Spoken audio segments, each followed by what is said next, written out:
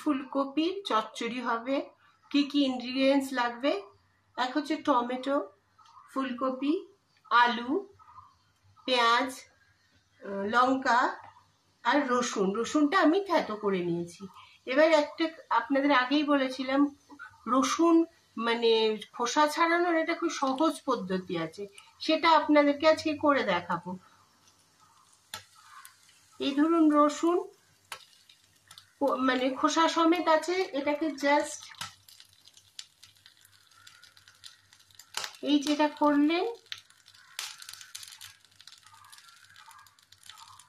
আপনার সব রসুনের কোয়া খুলে বেরিয়ে চলে আসবে। আপনাকে পরিশ্রম, কাটা কুটি, হেনা তেনা কিচ্ছু করতে হবে না। ওকে, এবার আমি রান্নাটা তার স্টার্ট ইট।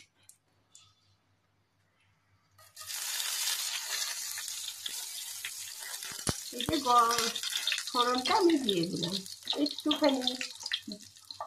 ফোড়ন তো রাগ দেখাবেই, একটু ছিটকে ছুটকে এদিকে চলবে, এটা তো ফোড়নের ধর্ম। আচ্ছা, এবার ফুলকপিটা আমি ভাজার জন্য দিচ্ছি।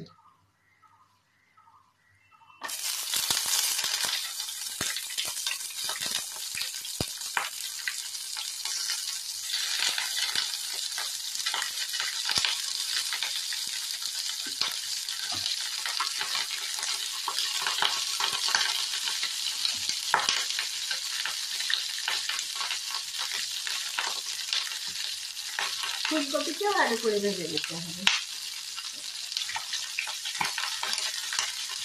আমি ফুলকপির ভাজাটা কমপ্লিট করি, দিয়ে ট্রাই করছি আবার।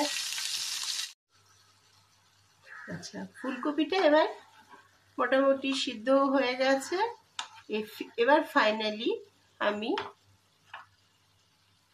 এই ধনে পাতাটা আর এই চিনিটা, অল্প করে একটু চিনি, আমার যে কোনো তরকারিতে আমি একটু চিনি ব্যবহার করি।